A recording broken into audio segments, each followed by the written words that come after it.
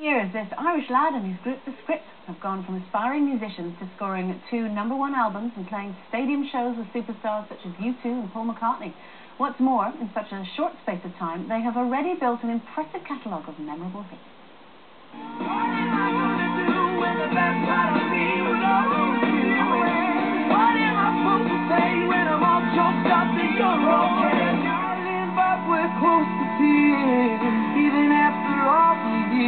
Just now got the feeling that we're meeting for the first time. I'm not moving.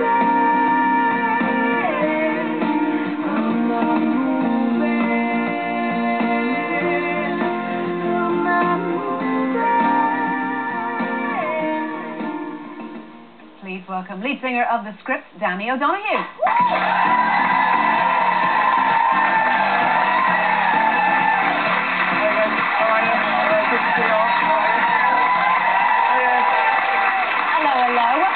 Thank you very much. You've been a busy boy since the last time you were on the show. Yeah, we've been very busy. You always give me a great introduction to Rags to Riches. I'm still wearing the rags, though. Well, what have you been up to since the last time we saw you? We've just finished our Science and Faith tour around the UK. We brought it over to Australia and Singapore, Manila, basically kind of like a world tour. It sounds so pretentious to say that, world tour. Now we're just back to promote the new single, and then we've got the next leg of the tour, which kicks off in America. We've got a little clip of the new single. Let's take a look. Excellent.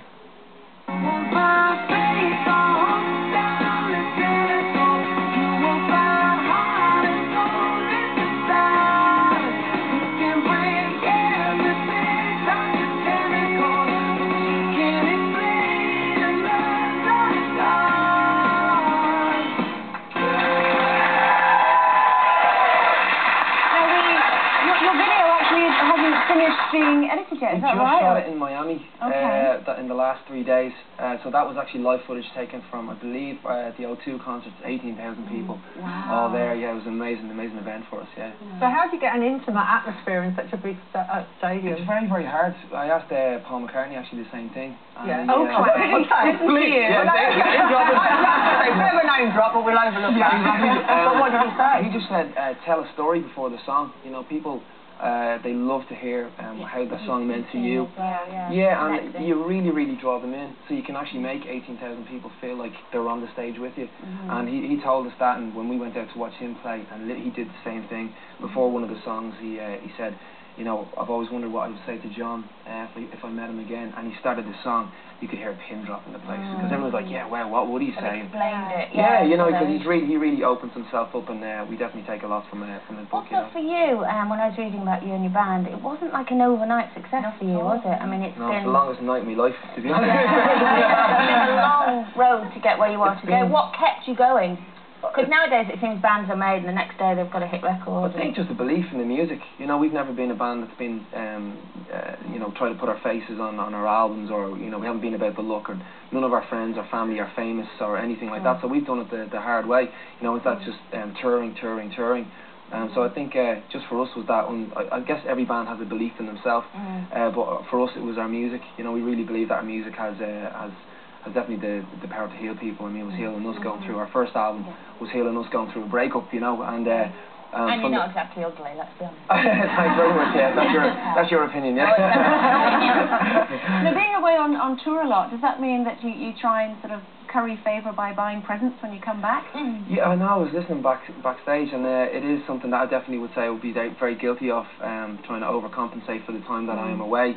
But I believe that if it is the 2 hours that you get to spend, don't spend it on your phones, and don't spend it, it's a very rude thing to be like always checking the tweets, or be there, be on it one-to-one, What I try and do is always just bring back a little momentum of where I was. We were just in Mexico, so I brought back a little necklace with a little shark on it. Buying love. Kind of, yeah. But your dad was a professional musician, wasn't he? Yeah. So he must have been away from home a lot. So did he come back with presents? How did it feel for you when he was away? He always came back with stories, being Irish, that was I guess that was our money and that was our currency, was coming back with, wait and I tell you what happened. And we all kind of say, yourself, and we all sit around, and I think that's definitely something we kind of put into our songs, is the art of a good story, you know. Did you have a big family? Massive, 8. Oh, yeah, so we were you like could the all Brady amuse Bunch. each other then. You couldn't be given a toy that you wouldn't all fight over, probably. Yeah, exactly, yeah.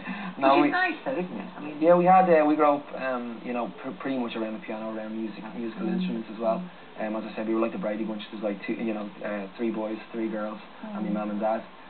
So I guess no matter how much money that you think you have, you don't have enough to spread around 6 kids, you know. So. And Danny, as well, you touched on the fact that your dad would tell you great stories. Your songs are always very story led. There's always something behind. It's not just met a girl, tra la la. What's the latest single about? Because it has the potential to be quite deep, really. Doesn't it? Science and Faith. It was actually about a conversation or an argument that Mark, our guitarist, was having with his wife Rena.